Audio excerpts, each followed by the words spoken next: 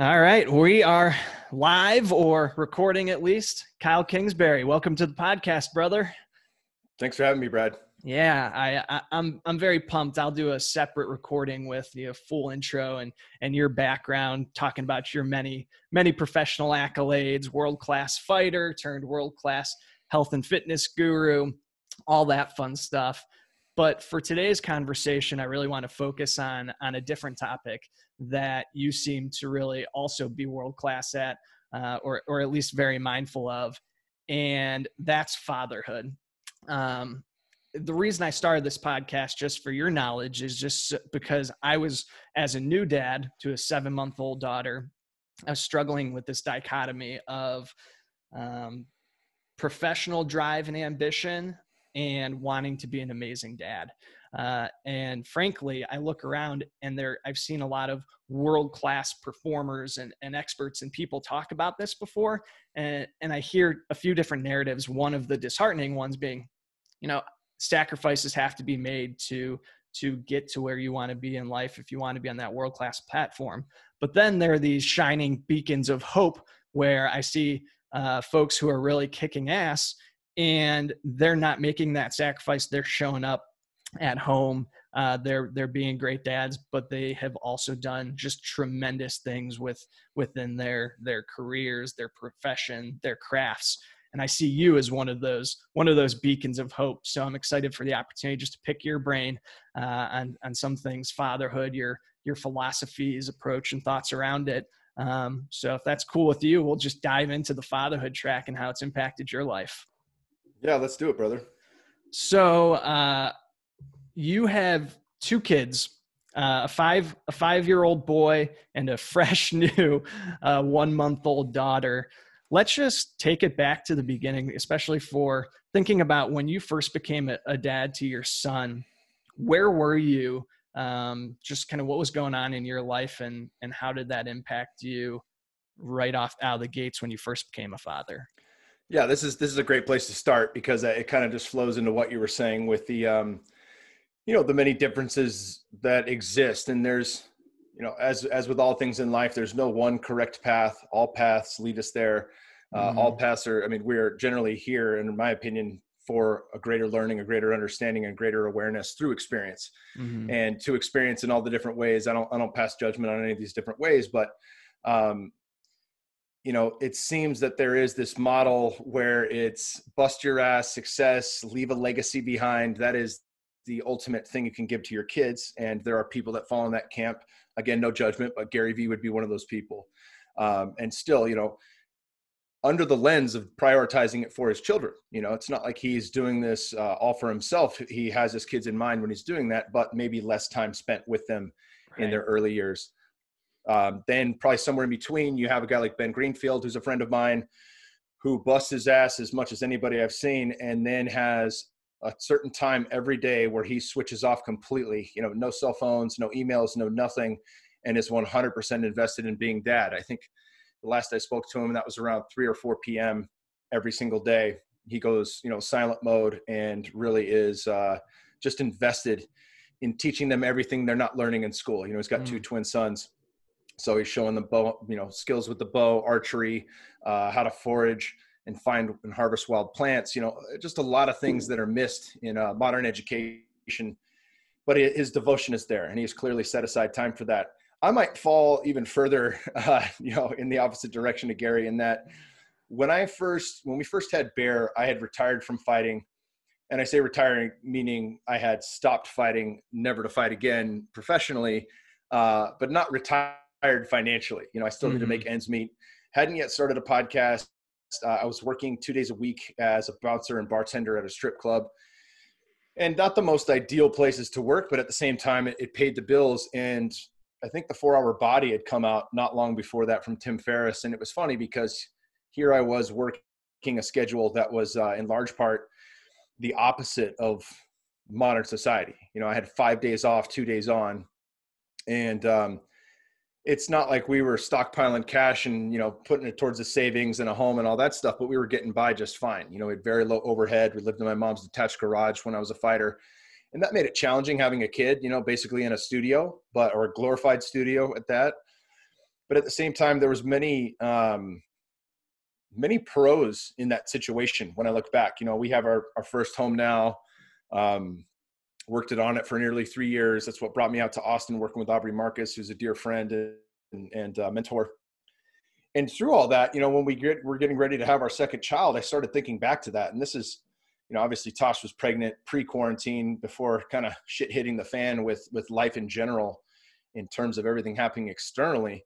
But I wanted to recreate that, and I didn't know exactly what that looked like. I just knew that I had the opportunity with Bear to really bond with him in a way that most dads don't get to, unless you're a stay-at-home dad, and we being in Northern California, we could go anywhere. We could go up to Tahoe. We could go to the ocean in Santa Cruz or San Francisco, and lots of different trails. And, before he could crawl, he was in a little booster seat on my back, hiking up mountains, getting outside, seeing the redwoods. And that's something I've really wanted to create with Wolf, and had that in mind. Wolf is our little daughter. And also to recapture that with Bear. He had his first year in school last year at Waldorf, and did really well. It was just kindergarten, but he was going to repeat kindergarten. And now with, the reestablishment of quarantine and locking down of nature and a lot of Zoom calls for schooling, like, look, if that's your situation, your kids are in high school, I get it. But to repeat kindergarten and do it online, I think is completely unnecessary.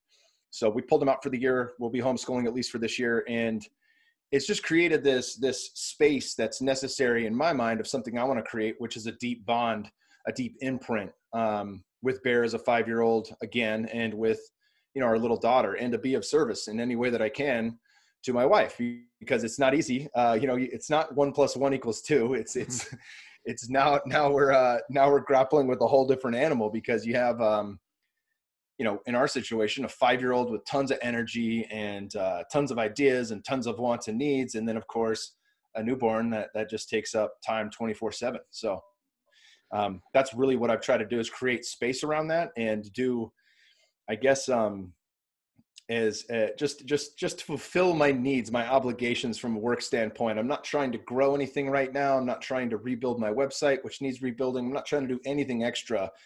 Just let me get the good guests on the podcast that I want to have on. Let me read the books in preparation for them.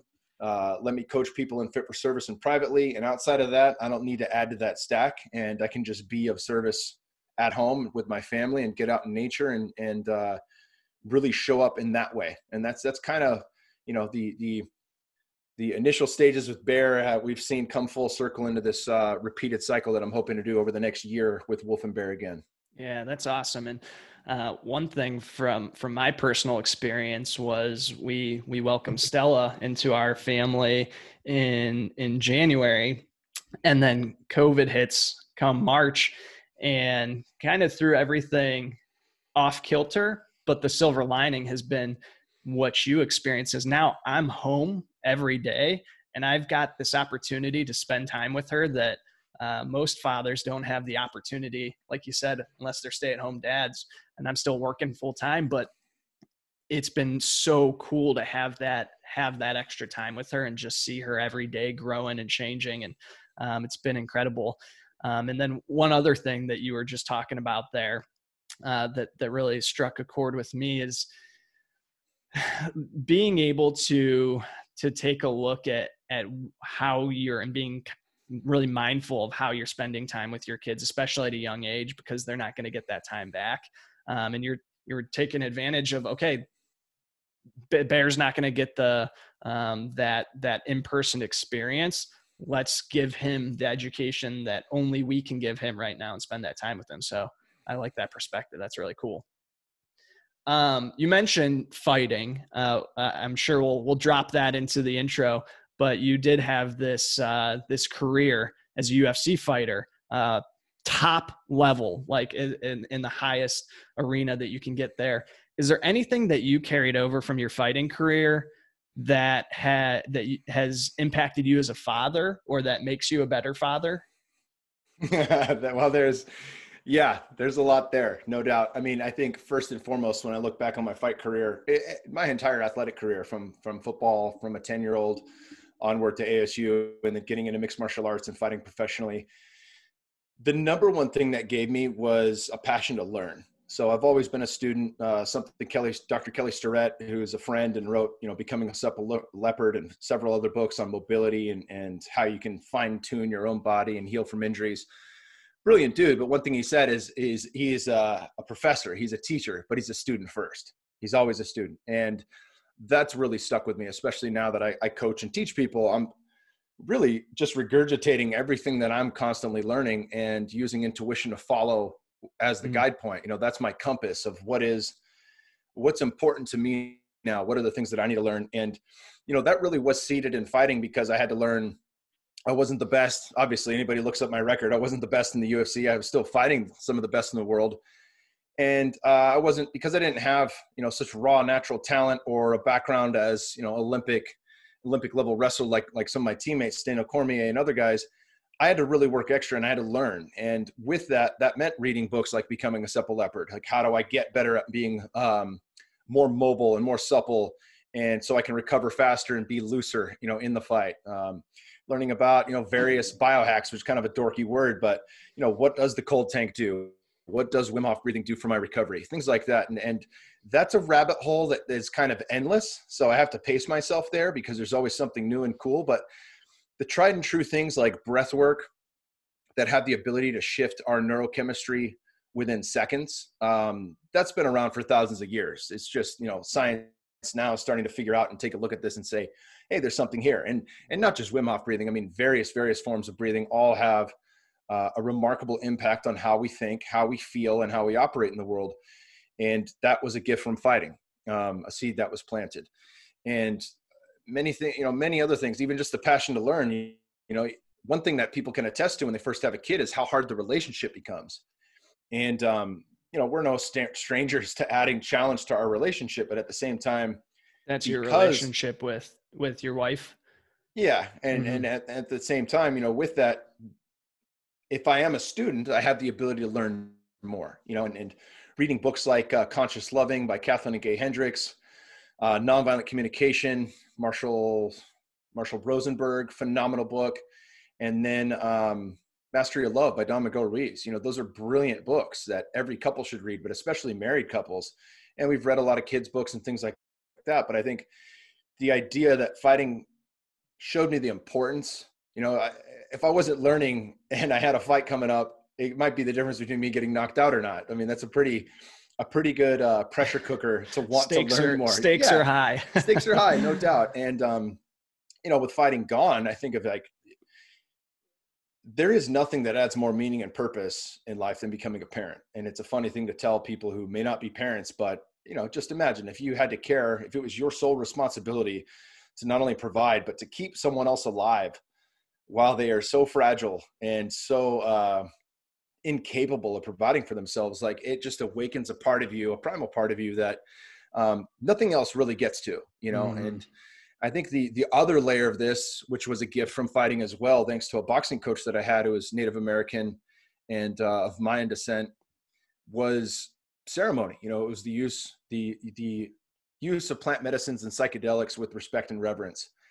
And of course, even though these have been around for thousands of years, we now see science and, kind of the psychedelic renaissance joining in, saying like, hey, there's a lot of efficacy here.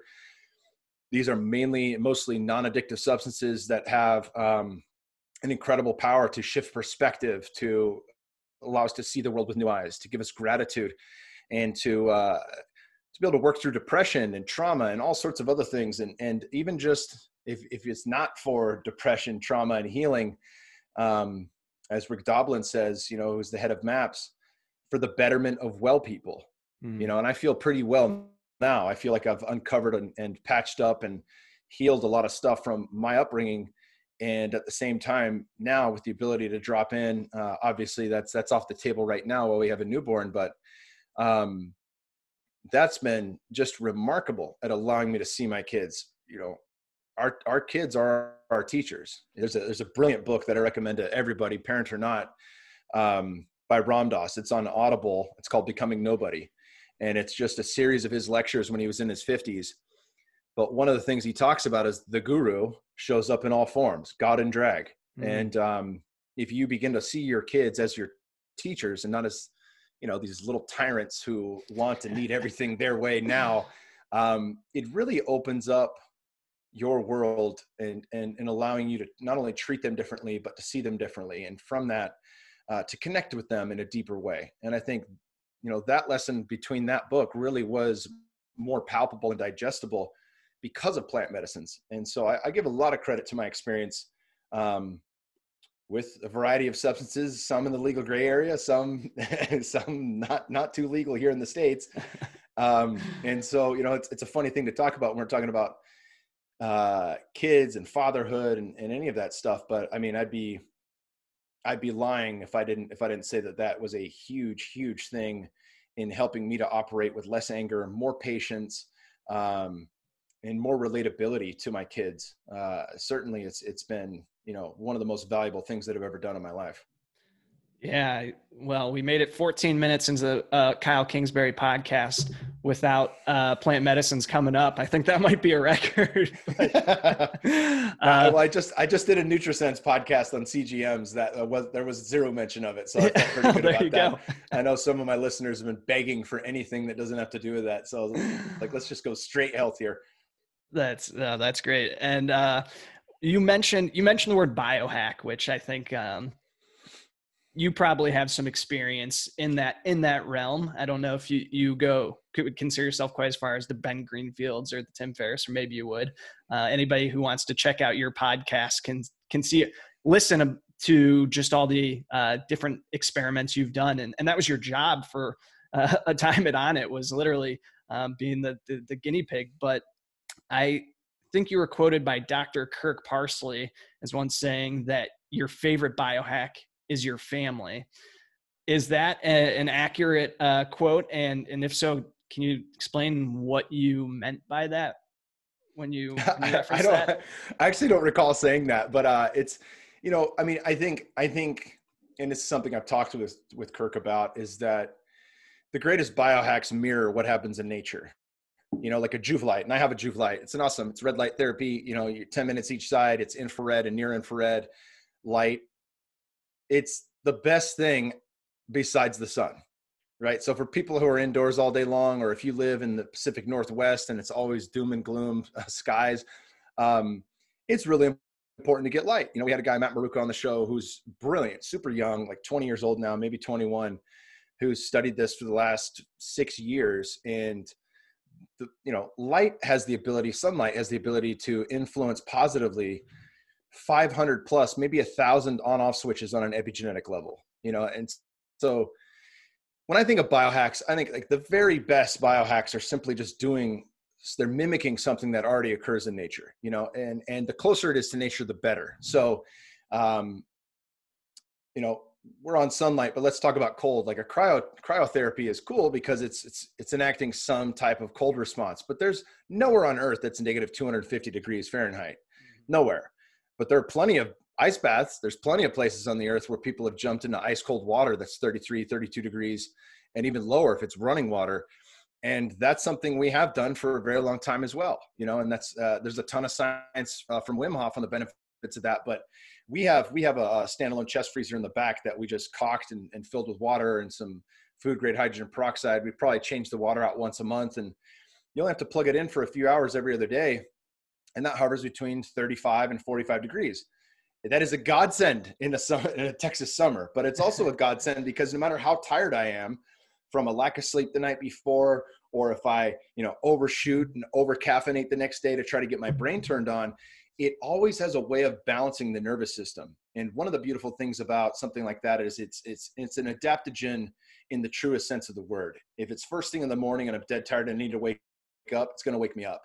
If I'm, just feeling unsettled about the day and there's a lot going through my head, I can get into that thing before bed and it will calm me and I will go to sleep very easily. It resets the circadian rhythm. There's a ton of benefits there. So I think in terms of, those biohacks being things that actually occur in nature and have the most bang for your buck, those are my biohacks. They're not, a ton of electric stuff and vibration plates and all that shit. Mm-hmm. It's really like, what are the things that we can mirror in nature? Family as a biohack is an interesting thought. I think a family as a teacher, no doubt, they are certainly families will keep you on your toes. And I think where a lot of people go wrong, whether it's just in a relationship in general or in a family unit, is you start to prioritize other things like, hey, my role, one of those is a provider as the father. When that becomes the ultimate goal and the most important thing, and everything else after that becomes secondary or worse, that's not the move. And a lot of people go down that rabbit hole. They become very successful and they say, shit, I didn't spend enough time with my kids, or I wasn't always there for my wife when she needed me because my stuff mattered more.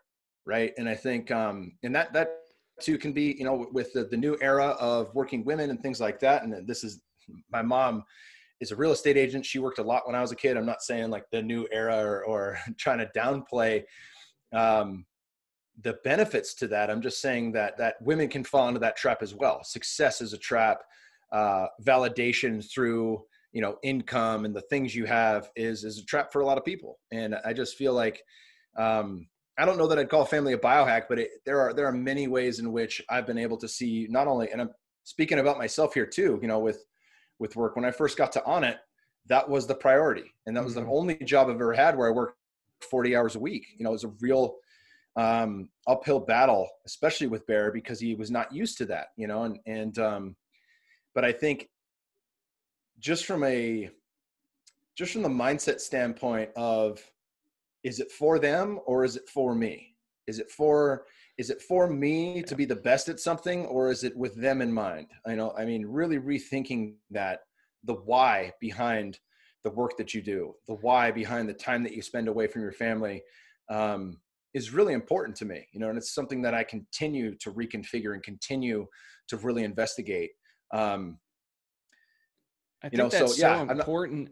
And also, I think a lot of times we can convince ourselves that we are doing the thing, we are putting all the time into the job, spending so much time away from our family for them. You mentioned Gary Vee earlier. I don't know Gary, so I can't say whether or not that is the case, but in that example you brought up, we can also often use that as an excuse, saying I'm doing all this for our family, and get so far down that track that we look back 5-10 years later, and there's definitely a risk of using that as an excuse that then we get totally off the tracks on the family side, and have made this excuse for ourselves as kind of a cop-out, is kind of one of the ways I look at it. Yeah, it could be a cop-out. It might just be you know, missing the mark. It just might be like you're just off a bit on the thought process behind it. You know, the reason I bring up Gary Vee is I heard him on a podcast with my buddy Mark Bell, and he was talking about this. He was talking about kids, and he was talking about how everybody thinks, you know, if you look at kids as baseball and you have your entire life with them as one game, he says everybody's trying to win the game in the first 3 innings, and you have the entire game to play, right? And he's true. That's very true in that sense. But at the same time, you don't get those innings back. Right. You know, and if you're not paying attention the first 3 innings and then you decide to get in the game halfway through it, it might be too late. It might be too late to truly connect to them and show up for them. It might be too late to build a bond that's unbreakable. It's never too late, you know, in all honesty, but at the same time, like you don't get that back. And more research is coming out that shows, you know, again, so much of our programming happens between the 3rd trimester and the first 7 years. We are absorbing everything. We are sponges. Like, why wouldn't you want your kids to be absorbing as much as they can from you in that time? And at the end of the day, you still have to deal with Maslow's hierarchy of needs. You still have to provide, you still have to have a roof over your heads and food on the table. And if you're fortunate enough, maybe travel a bit and get out of your, you know, little bubble. All that stuff's important. There's no doubt about it. But having some sort of balance, whatever that looks like for you, which is different for everybody, it does matter, you know, and it does matter as much as you can, even if it is just, you know, on weekends, you have my full unabided attention. Like, and that's, sadly enough, that's really not the case either. You know, it's really not the case for a lot of kids either. There's an interesting study. I think Dr. Dan Engel sent this to me back in the day, but it was a study that showed kids who, you know, he's a psychologist and psychiatrist and medical doctor, also spent a year in the Amazon, brilliant guy, one of my dear friends and mentors. And the study showed that kids who were physically abused from their parents felt more love than very wealthy parents who were gone all the time, who didn't show up to games, who just were absent from their lives, who Wow. have a nanny or an au pair pretty much handling all of their daily needs. Those kids still run into trouble. So it doesn't matter, which spectrum you're on of wealth, which spectrum you're on of disciplinary parents. The kids felt more love because their parents were actually involved with them. Their parents were trying to teach them, whether that's right or wrong, whether that's good or bad. They were showing them something. And this isn't me saying, like spiritual bypass, here's a good way to discipline your kids, beat their ass. I'm not saying that at all. But at the same time, it's very interesting when you look at that and you say like, oh, it really does matter that I have direct, responsibilities with my kids, that I have a direct interaction with them on helping to shape them in the world. And of course, a lot of people can get really, nuts and bolts about that. And you got helicopter parents and things like that. But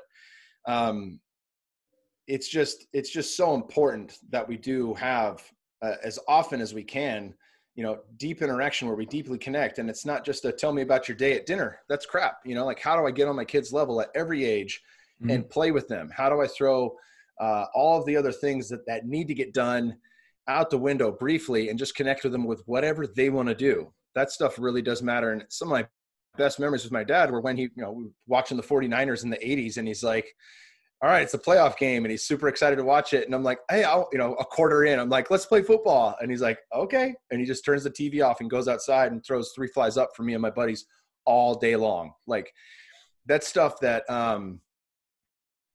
I'll never forget that. And those were some of the best seeds he gave me in how to be a dad with my kids.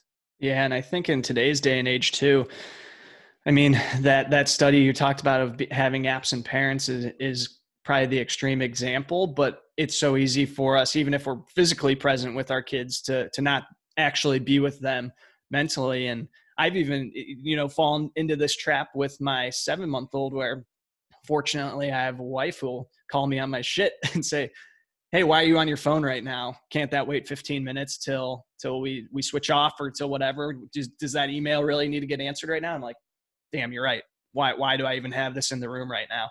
So I think that's the trap of, the constant access that we have through our phones and computers, whatever, that I'm sure there's going to be similar studies coming out into the future that how many parents were with their kids, but weren't actually present with them. Yeah, that's a big one. And it's really not anyone's fault. Like, we're all in this test tube testing out this modern society in this form for the very first time together. I've fallen in that too. Thankfully, my son thought it was funny to slap the phone out of my hand because he realized there was no attention on him. And I think the second time I was like, oh, I know what you're doing. Sorry, buddy. Let me put that away. And then thankfully, having talked to Greenfield about the way he absolutely shuts everything off, it's such a beautiful thing to do, because we do need space. We need space for ourselves. We need space to connect with our kids. Our kids need their own space. We need space to have with our partners. And it's very hard to do, especially in modern times when we're all, in the same house, working from home, those kind of things. So it's really about like, how do we create, like, what does that look like? How can I create a time to connect with my wife? How can I create a time to connect with Bear, just him? How can I create a time for all of us to connect, playing games or learning something or being outside, just dicking around in the sunshine? All of those things matter. And at the same time, me doing what I need to get done matters too. So creating space for that and not letting it trickle in and overlap and trying to multitask, or, oh shit, I just got a text from so-and-so that really matters. And it's like, how do you know that you have the text from so-and-so? If you're, it's like, and that can be prearranged ahead of time. Like, if I'm waiting to hear back from somebody awesome that's coming on the podcast, I can say, hey, I might get an email that I need to check for, and then I'll take off for 5 minutes and come back. But remove yourself and then re-engage. That way you have the ability to navigate those worlds successfully without any crossover. And with, because they're highly addictive things. The screen is highly addictive in all forms, whether it's the computer, the cell phone, the TV, they're all highly addictive. I'm going to have Cal Newport on the show, who wrote Digital Minimalism. Brilliant guy. He's an author of several really good books, but his entire entire book is like, if you have to have this as a part of your career, which most people do, 90+%, how do you navigate that well enough so that it's not a hindrance? You know, how do I use this for my ability, for its abilities to help me out in the world, but not to constantly be a drag and a pull as this addictive thing, taking me away from other things that actually matter, like my kids. Yeah, no, amen. You have a really powerful podcast episode where you talk about some of the challenges that you had earlier on in life with depression and just facing some struggles with mental illness and things like that, that you have now built up the tools to overcome those things, but you didn't have those tools early on in life. Is that something with a younger son and now a daughter that you think about and that you're actively engaging and arming them with the tools for? Because I feel like we're seeing it more and more, the younger generations, younger and younger, facing those challenges. Obviously that's been a thing of the past, but now there's so much more awareness. I'm just curious, having gone through that experience personally, and I recommend everybody check that episode, that solo cast you put out, because it was really powerful. But just curious what perspective you take now with parenting a young child, having that experience. Yeah, there's a couple of things there. First, for everybody that wants to know, it's episode 12, my first solo cast that I did. And just briefly, without rehashing the whole thing, you know, I, in college, kind of hit rock bottom. It was the end of my football career. I didn't have any light at the end of the tunnel. And as most people who experience deep depression, you feel a certain stuckness in life, but you feel like there's absolutely no way that anything's going to improve. Like there is no light at the end of the tunnel.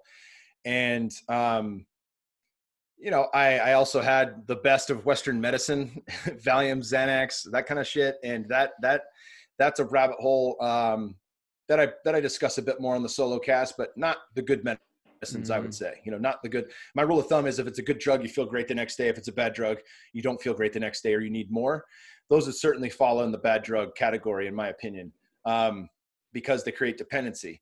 But outside of all that, you know, with my kids in mind, there's, number one, don't recreate the trauma. I think every parent, including my parents, has the sole goal of doing better than their parents did. That's a given. Nobody wants to be their dad or their mom. We always want to make improvements, but there's no manual on how to do that. What I found is similar to, you know, the old saying, you can only love someone else as much as you love yourself. So what are self-love practices? It's not me, you know, sitting in front of a mirror like Stuart Smalley saying, and doggone it, people like you. It's like, how do I actually shift my neurochemistry? How do I get into a place through an ice bath, through breath work, through yoga, where I actually feel freer, where I create space within myself so that I'm operating as the best version of Kyle Kingsbury for my parents, or for my kids rather, certainly for my parents if I have to spend a week with them. as Ram Dass said, if you think you're enlightened, spend a week with your parents. But for all the above, you know, for the podcast itself, for anything that I have to show up to, how can I be the best version of myself when I'm there? Well, there's a lot of tools, psychedelics being one of them, but so many more that have nothing to do with that, all of which are completely legal. And once you know them, they're free to access. Like once you know a basic yoga routine, you could do that anywhere. You can do it while you're camping. I did it on an airplane flying to Thailand. You know, like there are ways we can start to shift ourselves very quickly. And, you know, a lot of guests that I've had on the podcast are, you know, specifically to bring those tools over. Brian McKenzie and Rob Wilson, they have the website Power Speed Endurance. And in that website, they have a whole thing called the Art of Breath. And the Art of Breath teaches you how to breathe for training, how to open up the diaphragm, you know, with different mobility tools. And so you can actually take a deep breath right when you first wake up, how to hydrate. All these things matter when it comes to breath work. And then all the various forms of breath work, from Wim Hof and hyperoxygenating. There we go. To the opposite of that, you know, CO2 retention, Pachenko method, things like that. Like, why does that matter? They dive into all the science of that. They unpack it. I've had them out to Onnit a couple of times for seminars, and they're just a fantastic tool. So when it comes to kids, first and foremost, I don't want to recreate the stuff that my parents did within me. And to spell it plainly, they were like two rams that never backed down from each other and, fought constantly, argued constantly, weren't violent in the sense of hurting each other, but were definitely violent in the sense of breaking plates, smashing doors, things like that. So I don't ever want my kids to see that. I don't ever want my kids to experience that. And what that means is there needs to be a softening, even from myself. I have to soften to my wife if she's in an angry state and allow her. Someone has to give. Sometimes if she's worked up about something, she needs to vent. That's, I think, the second agreement in the 4 agreements. Don't take it personally. As long as I don't take it personally, I can allow her to vent and not be upset about it, and then hold her, touch her, reconnect to her, slow our breathing down, get us to both drop, get us to both soften, and then we can work for resolution. Nonviolent communication is essential for that. Outside of that, teaching more about emotional awareness. That's a huge job parents have. Good teachers will do this as well. And it's still important for both parents, especially with a lack of sleep and everything else and all the other stressors going on in the world. So with that, it's always a circling, and nonviolent communication teaches you, a way to decipher the code of somebody else, even if they're not speaking nonviolently, and even if they're coming at you with a lot of blame and hostility, to be able to decipher that code and say, okay, this is what happened in your eyes. What is it that you need, and how can I show up in a way that fulfills that need? So that disarms the person who's upset. And I use that with my kids as well. They don't know how to speak nonviolently. My son's pissed. He's going to yell.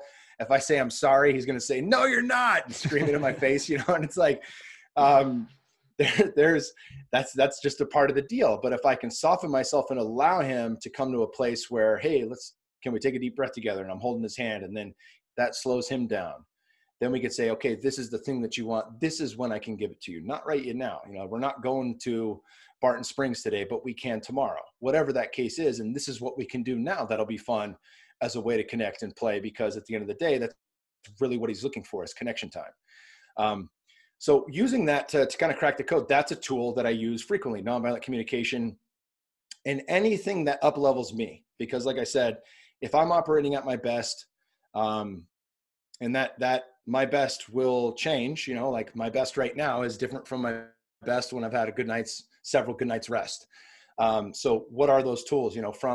From cold to working out, movement practices, the stuff I put in my body absolutely matters. We've had a lot of people come on to talk diet and nutrition. Again, that varies incredibly, from person to person on what's the best stuff for your body. And it does take homework and deciphering and figuring that out for yourself. But that's exactly what's creating the neurochemistry in my body. That's exactly what is allowing me, to think, move, and operate to the best of my abilities. And if I'm, throwing caution to the wind and eating like crap, that's going to create inflammation. I'm going to feel old injuries come back from fighting a football. There's a whole host of things we feel better with when we start to clean up our diet, and when we start to sleep properly, and when we start to take care of ourselves. And those tools matter too. So, as long-winded as this is, I think what I give to my kids is, first and foremost, they eat healthy. It doesn't mean, we're strictly rigid and that they don't get to have other stuff kids do, but, we'll make like a keto cookie for him, and he can have those cookies. If he's at a birthday party and he eats, regular shitty cake, he feels the difference, and he knows like, oh, I don't like the gluten cake. And that's cool, because it's not me force feeding him, telling him this is how you do it, right? He has the option. But when he gets diarrhea and doesn't feel good and has the stuff he knows why, right? So he can start to connect those dots for himself. And he's known that since he was 3 years old. So it's like, it's easier to work with when they discover something for themselves. Experience is the best teacher. And so it's just about setting up those parameters so they can actually feel the difference as they work through it. When it comes to breath, like we'll take 6 deep breaths at the end of the night before we read books together. And it's like, how do you feel? And he's like, oh, I feel really good. I feel calm. Like it's a palpable thing. That's what Wim Hof says, feeling is believing. Like, don't take my word for it. Right. Don't just tell them, let them experience it. Exactly. In all the ways. Right. So I think, as far as tools that are given, that's the most important. That's the reason I podcast, first and foremost, so I can learn what those tools are, practice and try them and guinea pig them myself. But then also, how do I give that to the masses. Right. And really try, like really take a deep dive, whether that's a fasting protocol or any other thing that I'm geeking out on, to give it an honest go. I think it's really important too. Most people will try something on for size for a little while and then they fall out of the routine and they're like, oh yeah, I felt pretty good doing that, but I haven't done it in months. And I kind of went back off the wagon. And it's like, yeah, there has to be a certain level of commitment and discipline to actually reap results in anything in life. And I think, everybody I've had on, from James Clear, who wrote Atomic Habits, to mindset coaches, or, Peter Crone, who is, one of my favorite podcasts, like all of these people are saying the same thing. It actually does matter if you're consistent with that.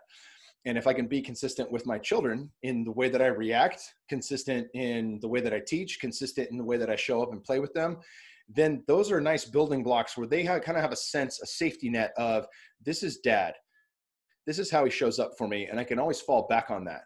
So if something new gets introduced, or if we fall out of school for a year because of, this virus, those building blocks are still there. They haven't changed. That relationship has its foundational points, and we have tools to work on. If we're really upset and not feeling good, let's get in the ice bath, let's do some breathing, and we'll feel better after.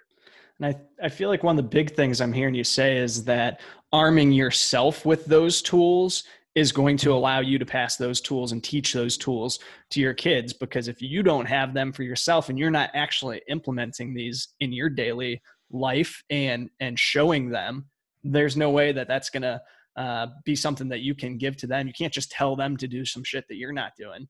And I think that that's such a key thing that I'm taking out of this conversation is, okay, if there are things that I want to pass on, I really have to embody those and show those to them. Otherwise, it's never going to stick. Yeah, one of my best friends growing up, Levent Niazi, I don't think it's his quote, but he's always said it since we were 12 years old. Don't talk about it, be about it. Mm. And that's just it. Like you can talk till you're blue in the face. You can read a book, and like Paul Chek says, you can be the smartest guy in the room who doesn't know shit. If all you've ever done is read those books and regurgitated them, but never actually started to ground those into your own experience, it doesn't do a whole lot of good. But Ben Greenfield wrote like a short ebook that was like 10 or 12 ways to raise superhuman kids. And one of the things he said is, let them see the things you do that are important. Mm. So even before they're ready to work out in front of them. If mom and dad are doing yoga together or doing a little garage workout and they've got to sit in there in their little, whatever thing before they know how to walk, that's starting to imprint. And they start to not only see their parents doing that, but they start to believe, because they are their parents, they start to believe that this is me. Mm-hmm. They identify with the activity itself. And, oh, mom and dad are both athletes. I'm an athlete too. It's just the way that it is, right? Yep. It's the way that through that programming, they start to see it for themselves as, yeah, this is what we do, and it's not, I'm not a drill sergeant. I'm sure, a lot of people have seen Chris Bell and Mark Bell's movie, Trophy Kids. It's pretty horrific to watch on Netflix. It's not a fun thing. It makes your stomach turn. I'm not a drill sergeant when it comes to anything, but just in having fun with my son, he's in there, he can knock out 7 pull-ups on a ring at 5 years old. Wow. Like he can do a lot of things because it's just a part of that. And it's never me in there saying, give me one more, squeeze out another, or yelling or any of that stuff. It's like, we're just having fun in there. And through having fun as a practice in whatever we're doing, he gravitates towards some things and doesn't gravitate towards others, but it's loose enough to where he keeps showing up. And through that consistency, he's actually good at a lot of these things that we just, when we started out, it was just him watching us do. Yeah, that's amazing. So one other thing I'm quickly learning with parenthood is that it's fucking hard. It's not easy. What do you feel has been your biggest challenge that you've had to overcome with being a dad? I'm just figuring out a way to word this. It is how to find peace and equanimity within myself. And that just has to do with everything from relationship with Tosh, and that we're in a great spot, we've been in a great spot for a very long time through a lot of hard work and through reading and practicing and shared experiences, from doing yoga together to ayahuasca together, everything in between that. But it is, how do I balance myself? Where is my center? And there are many ways that I do that on a daily basis, and many ways where I've taken deeper dives like yoga every day for 60 days to actually get that imprinted into my body. And now when I do yoga, even if it's once a week, twice a week, or 3 days a week, I actually know what I'm doing there. I actually know how to breathe into the spaces of my body and open myself up. That matters. Again, I touched on it briefly, but how do I create space within? And meditation is, it's absolutely massive. You know, I mean, there's no two ways about it. I sucked at meditation for many, many years and still showed up to do it. That didn't help me get better at it. You know, it's really this understanding that there is an on-off switch where I drop from my mind to my body, and I can do that moving, meditation in action. I could do it in yoga, or I can do it, you know, when I'm sitting still, but I have to be able to get out of my head and into my body. You know, some people say, and this might sound woo-woo, you're going into your heart center. That definitely might rub some dudes the wrong way or be like a head scratcher, but there are institutes like HeartMath out in Boulder Creek, California, that is studying this. They verified the heart energy field. You might call that the heart chakra. You might just say that's the heart's energy field, but that can expand. And there are meditations that they guide you through literally to expand that energy field out, to open your heart, to open your chest, and to allow you to feel into more. And little things like that are really important. But again, it's just about creating this space within. If I'm constantly going through problem solving and the next thing and the past and the future, and I'm always in my head, that doesn't leave to much peace. So as often as I can, I need little resets. And that can be, you know, 3 minutes of breath of fire. That could be an hour in the float tank. That could be 5 minutes in an ice bath. It could be just bouncing up and down, shaking my hands like I'm warming up for a fight, doing nasal breathing only. It could be 3 or 4 rounds of Wim Hof breathing. Whatever it is, if I can focus on something else that redirects my attention from not being in a problem-solving mode to simply being in my body, wherever that is, you know, whether it's the heart or the gut or the breath itself, that creates space. And one of the things that people don't realize is that the more I give myself rest up here in the conscious mind, the better it actually works. So if I really am a doer and I want to get stuff done, or if I'm in a situation where there's a lot going on at work and I have to problem solve quite a bit, I still need breaks. If I squat all day long and I never rack the bar, I'm going to be pretty sore and banged up, but I'm also going to suck. I'm not going to have very good reps because I haven't given myself rest. If I rack the bar and stretch and move around and actually give myself rest and come back to it, I'm going to be able to do cleaner, better reps longer, period. You just give yourself space. So the same thing goes, whatever my schedule is throughout the day, if I can create small states of being, and Amit Goswami talks about this in quantum spirituality. He's a PhD, brilliant guy. He says in the West, we have this do mindset. But if we can change that song to do, be, do, where we trickle in these states of being for however long, not only will that give us more peace inside, but that will make us better at the doing portion. And I think that's been one of the most critical understandings that I've really picked up in the past 6 to 9 months, is that, you know, meditating for an hour, whether that's first thing in the morning, in the middle of the day, or in the evening, it's not as good as if I get a chunk of meditation or a nap and an ice bath and a few other things, however long, 1 minute to 10 minutes, that actually take me out of my head. You know, if I can trickle those things in, and it may only add up to an hour at the end of the day, if it's sprinkled in throughout the day, that's going to be a hell of a lot better than if I only have one block for it in the middle of the day, or 30 minutes in the morning and in the evening. If I can make that happen, you know, in between all the doing, not only am I better at doing, but I'm better at navigating the world, and I feel more equanimity inside because I haven't displaced that. I haven't remained all the way up here. I've come back to my body often enough to actually feel a sense of where my center is and feel peace inside. And I think that's probably the most important piece for me is emotional intelligence and having peace inside. So I think that's huge.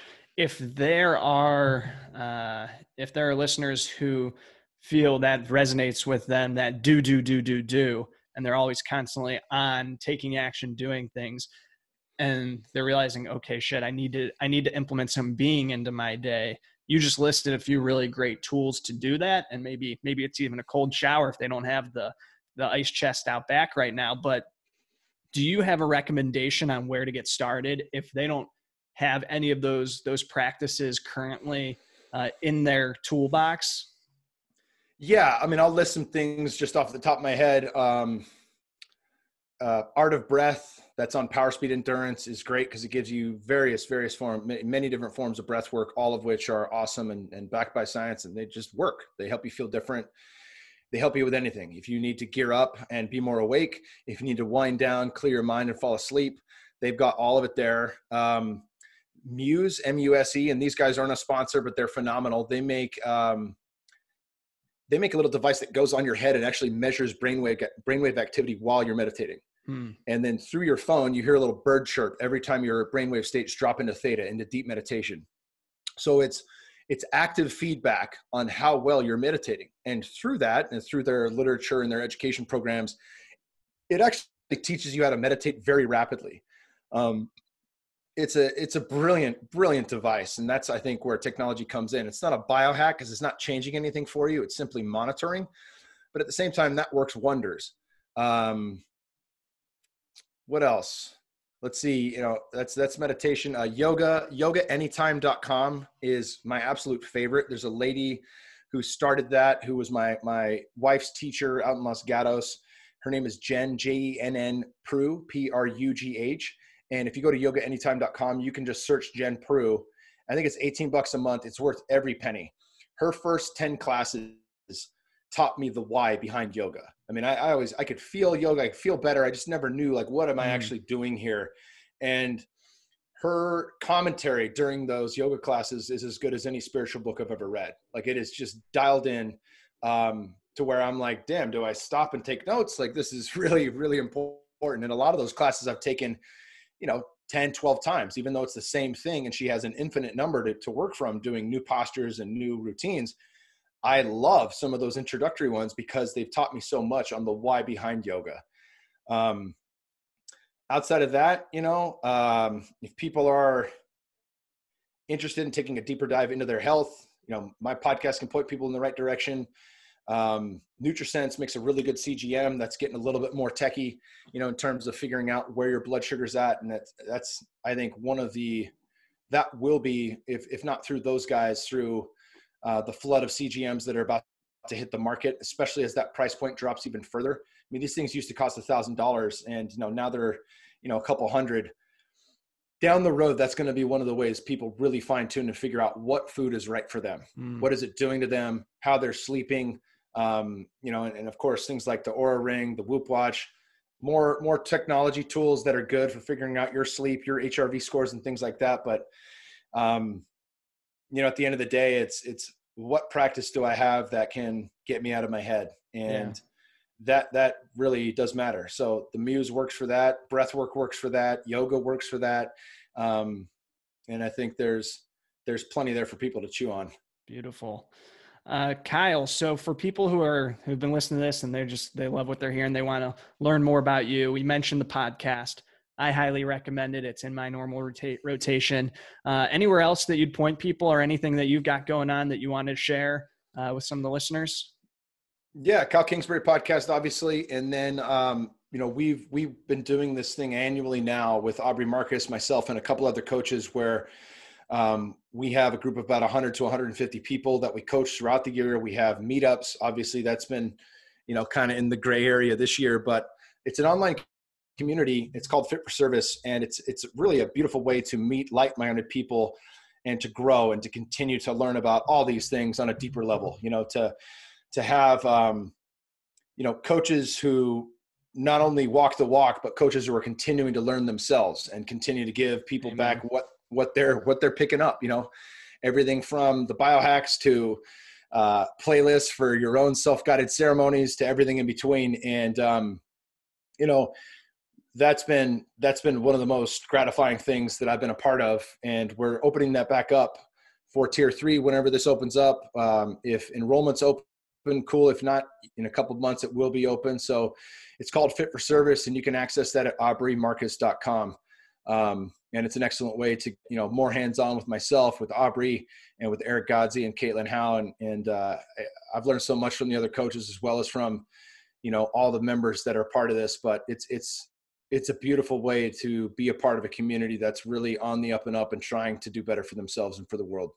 That's awesome. Yeah, we'll have that all linked up in the show notes here, and as well as you've dropped a ton of resources throughout this episode, just with books and podcasts. So I'll go through here and make sure that we have all of that linked up, so that if people are driving, listening to this, or on a run or whatever, they can go back and easily reference that. But Kyle, I just want to say thanks, man. Thanks for taking the time to join us. I think that this is such an important conversation, and having someone like you just show how you're living, proof that you can do amazing things on the professional front, but still be just an absolute world-class dad is so important. So I appreciate you being here, man. This was an awesome chat. Hey, thanks, Brad. And one more thing, I can't believe I forgot this. Hopefully people haven't shut this off yet, but the most important book that you can give to any dad or son, in my opinion, is King, Warrior, Magician, Lover by Robert Moore.